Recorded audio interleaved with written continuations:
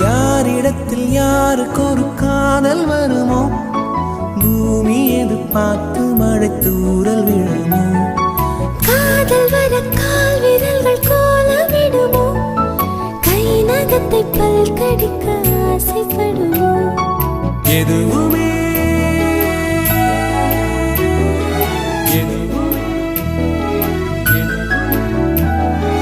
எதுவுமே நடக்கலாம், இறகின் நீள மனம் பறக்கலாம்.